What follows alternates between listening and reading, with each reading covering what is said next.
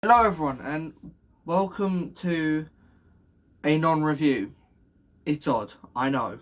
So we are not reviewing as per se, but we are doing a rundown on what type of games FIFA, F1, Madden, they are all, in the same circle of the same type of game. Because you have Madden, which is, let's be real, not that good, which is why I haven't included it. FIFA is very popular, especially in the UK. I don't know how it is in other countries. And F1, I like F1. So, what are these type of games? They are continuous games. So, it's described best as a game that will continue on and on and on and on and on until eventually you have to pay to press that button or to drive. Because we all know what EA like to do. They like to suck the life out of their customers. But they're not only getting, more and more and more and more elaborate. FIFA, they don't really have different changes from what I can tell. It's just team movements, if there are any, and like a new story mode or new bits of the story mode that have been built on continuously. F1 is a little different because F1 you have different changes. So the cars change, for example, F1 2021 and F1 2020, very similar. You could mistake them both to be the same game.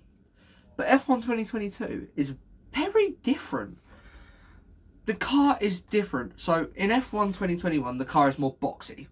So it isn't as great for aerodynamics and you can't drive as close to other people as you are able to in the F1 2022 car. But F1 2022 is a massively different driving style.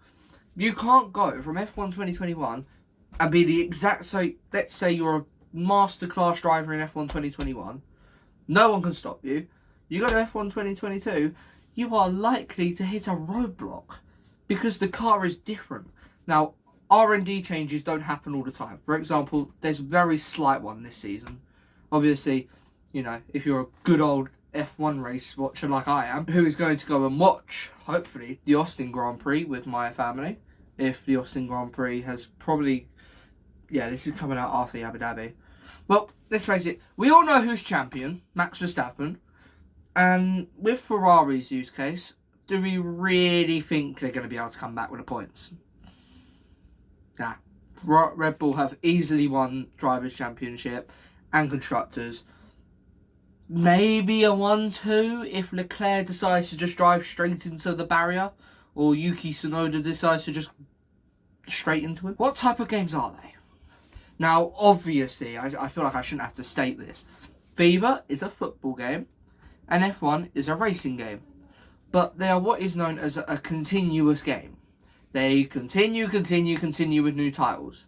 So, F1 will have a 2023, a 2024, and for you FIFA fans who are probably crying right now, there is no more FIFA after 2023, apparently. I do doubt that. I think EA will just go, haha, yeah, we were joking. Haha. Yeah, I think they're just going to bring it back.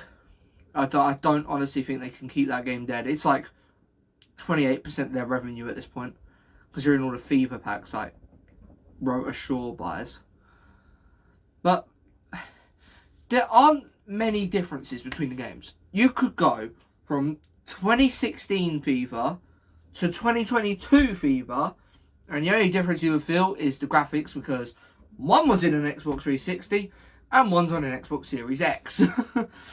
And obviously footballers transferring story mode or the game content. The split team that Codemasters have. So Codemasters is they're the coders behind F1 2020, F1 2021, F1 2022, F1 blah blah blah blah blah. All F1 games are coded by Codemasters. They make the games. Now, Codemasters have a interesting and very smart decision. They decided to split their one big team that works on one game into two. So, the current team that made F1 2022 are working on F1 2024. And the people that made F1 2021 are working on F1 2023. Which proves interesting. Not only does this make the content very different, For example, F1 2021 has a brilliant story mode with 2 drivers, one who's retiring at the end of the year and one who wants to make his way from Williams to Mercedes. Hello, it's the editor. I was wrong. Well, sort of. There isn't just one storyline. You can pick through multiple. So, a big example of this. There is multiple different Aiden Jackson scenarios. So, you've got the scenario with him at Williams, but he can also be at Alfa Romeo, Haas, and Alpha Tauri, I think is the other one. He can be in the driver academies, essentially. I just wanted to butt in and add that. AKA pulling a George Russell. Except George Russell tried to assassinate his way into F1. Play a clip. Hamilton will recover. Right, we're just watching a replay now, Ted, on board with George Russell, who hits Bottas. Oh. Yes, because he gets onto the grass. So he's going for the overtake, gets onto the grass. Tut, tut, tut, George. Tut, tut, tut. Anyway, that's not really that important. Just George Russell, nothing major. Anyway, George Russell, he is one of the best drivers on the grid, by far. You can't say he isn't. He will hopefully win a race soon, probably next season. I'm going to bite my words and he's going to win. Editor, put on screen if he's won. He's very good. Same goes with Lewis Hamilton. And the AI in the game proves it. For example, Max Verstappen, dominating right now. I hate to be the one to say it. Ahem. What are you saying about Lewis Hamilton? I wasn't saying anything. Lewis Hamilton should have won last season. And this season, if Mercedes weren't doing so awful. Yes, don't give me that look. Lewis Hamilton should have won. No matter what you say, Lewis Hamilton should have won last season. Abu Dhabi was weird. Michael Massey's a mistake. So, I've covered Codemasters. I've covered, everything that's really needed to know about Codemasters. The 2 teams. I've covered the AI. I've covered all of that. Now it's time to cover the history. The history of F1 games. It originates back in 1996 with the original F1 game, where Codemasters were asked by Formula 1 so that they could expand their fan base, so they could get their games to a wider range of audience, which is a good idea, because it allows them to go to a younger audience, for example, my generation, and go, here's a good game, oh look, there's a sport behind it as well, which was incredibly popular back then, like FIFA, for example. And it was popular. It went well, did well, everything went well, so it was, no one really questioned it. But now, there are multiple competitors to this F1 2022 game. F1 Manager is the main one. It came out this year, and has been killing it. Personally, for me, it isn't my thing. I don't really like the whole, gotta look at statistics and make the best decisions. I prefer driving and crashing a lot into people, as you probably saw from the video of me playing as Sebastian Vettel. Now, F1 made these games originally not only just be more diverse and more wider range of audience, they also did it originally to try and get more money, because obviously F1 is a very expensive sport. And when you consider that, obviously F1 is a very expensive sport.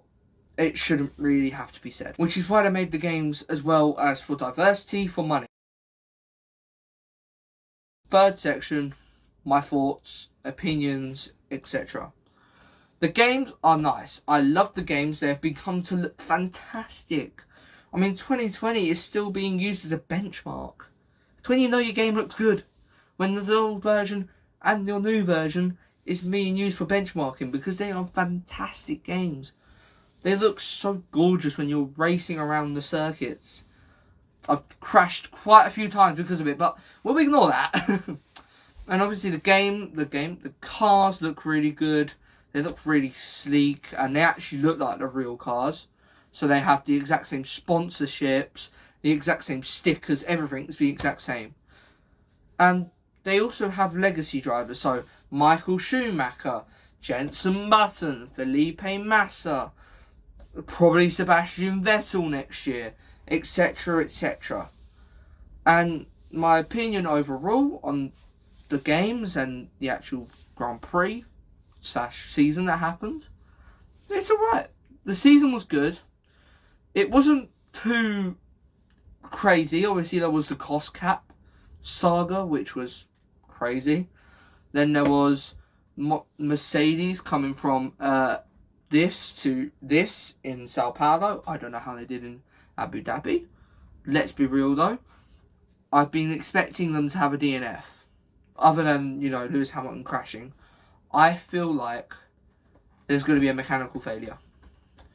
Now, this has been edited after the Abu Dhabi Grand Prix. So, maybe I was right. Maybe I was wrong. Who knows? There are a lot of things that are similar. And that's really my thoughts. I think they're really good. The games are really good. The games are amazing, in fact. I mean, you can literally make Nicholas Latifi become the best driver. That's impossible in real life. You could train a monkey to do better than him in a race car. But still, he is somehow in F1, well, was in F1, but he's been kicked out. So, congrats to him.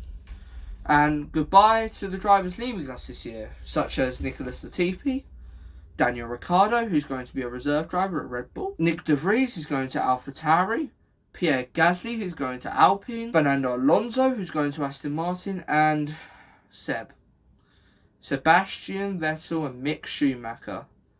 You would have never guessed that the mentor and, well, Mick are leaving at the same time. Mick hasn't got a seat for next year as far as I know. And let's be real, he's probably going to get replaced by Nico Hülkenberg, who cannot get a single podium, might I add. So I expect him to be in P20 for the entire race, because, someone's got to be there. Someone's got to replace the TP. I'm making jokes, obviously. I mean no disrespect to these drivers. They are all fantastic in their own rights. And I hope that everyone watching this video had a fantastic end of their season. No matter what happened, no matter what team you are, it's a sport. We all love watching it. Might as well make fun of it whilst we can. And I will see everyone later. Please remember to comment, like and subscribe. And goodbye, Sebastian Vettel. I hope you enjoy your retirement.